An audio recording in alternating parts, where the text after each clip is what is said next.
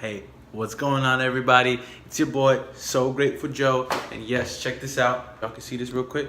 Yes, the Bitcoin shirt. Today, I want to talk to you about Bitcoin specifically itself, and I'm going to dive into my take on Bitcoin. Just to give a quick update, I know the last episode I was talking and saying that I was going to give you some more crypto and Bitcoin advice since that's such a hot topic right now, but I'm actually working with someone else to form a new channel where we're actually going to solely focus on that. I do want to dedicate some time just to crypto and videos just to crypto, but today I'm going to give you a quick take on my thoughts on Bitcoin.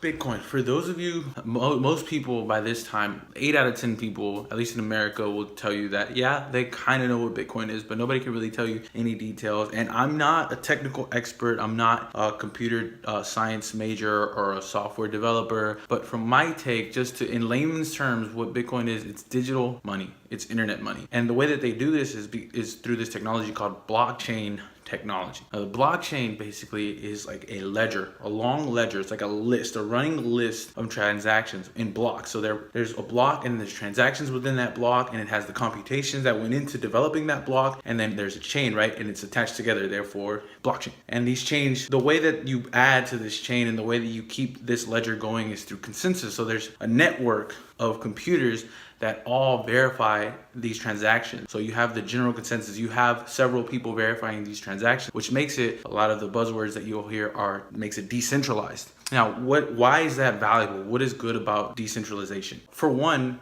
it's not centralized. So when something is centralized and in one place, such as in a bank, everything is on one server. Like, the banks will have all your information online and it's all on one server, rather than having it decentralized in pieces of it, open ledgers. This ledger is on all these different computers that are verifying these transactions. So it's not in one place. It's actually all of the places. It's actually everywhere that this consensus is happening and this computation is happening. It's there. It's on all these different. So there's a lot of transparency that people know what's going on. There's multiple parties involved, so not one party has all control, right? As with a centralized unit such as a bank or a government, one governing person / group / committee has the power. Whereas what I love about cryptocurrencies and Bitcoin, we have the power. It's basically giving the power of money back to the people and eliminating the middleman. It's eliminating the need for a bank or a centralized third party, which makes it more secure. Now that does, I like to play devil's advocate and look at the downside of it. It does make it less efficient. It's not as quick. A lot of what you'll hear about the bad things about Bitcoin is that it's slow. The transactions take a while. One of the biggest issues in cryptocurrency itself is scaling. So making it large enough to where several people several 100,000 transactions can go through all at once, rather than having,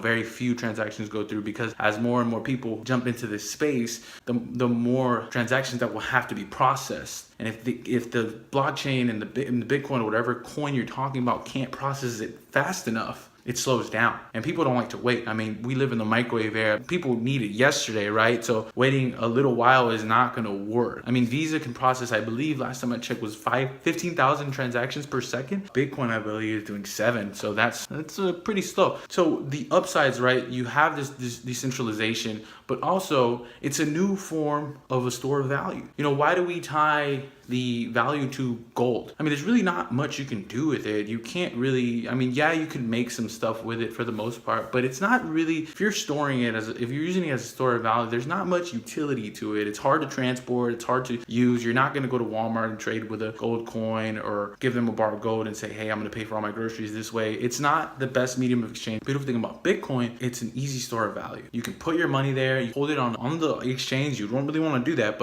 or you could also put it on a cold storage wallet. So it's basically like a USB where you can transfer your money into there and it'll be held there. And it's like your own bank. And this commodity itself, Bitcoin, it goes up and down in value depending on supply and demand patterns. Other benefit to Bitcoin is that there's a limited amount. With gold, we don't really know how much there is. It's undetermined. We know that it's rare, but we don't know how much there is. There may be some place in the world that has a ton of gold that we haven't discovered yet. With Bitcoin, it's artificially created demand because there's only going to be 21 million in existence. I mean, humans, we can attribute value to anything itself, as long as we realize it as a medium of exchange and we keep on buying it. Therefore, the supply is going down because more and more people are buying it, but the demand is staying the same or increasing. That will therefore increase the price. So Bitcoin, I'm very, very bullish on Bitcoin in the long run. Right now, it may be going down, but it's gonna go through slumps. I know I'm not the smartest person in the world, but I listen to a lot of really smart people. And a lot of really smart people are saying this is going to 100 to 500,000, maybe even a million someday. It's all speculative, but I know that this thing is not stopped. I mean, just in the last couple of months, we've had hundreds of billions of dollars flood to this space. This isn't a game. Like one of the people that I follow, Ty Lopez, always says, you don't ever want to be the first to jump in a new trend, but you don't want to be the last, right? Because the first person takes on all the risk pretty much. Like it could fail. You have no idea. Nothing's been tested. There's no history on it. You don't really know. The last person, you're probably not going to get much profit. You're not going to get many gains because everybody's already in it. It's already saturated. There's not too much going on there. So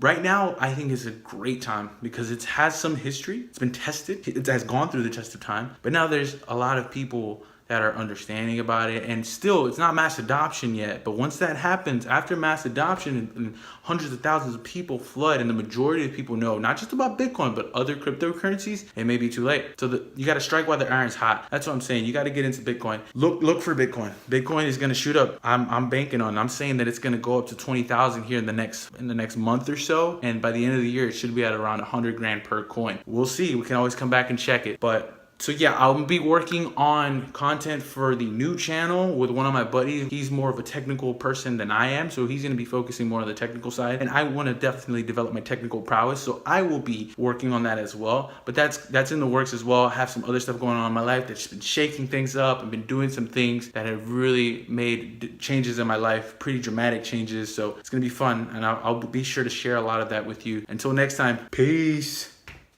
Viable point.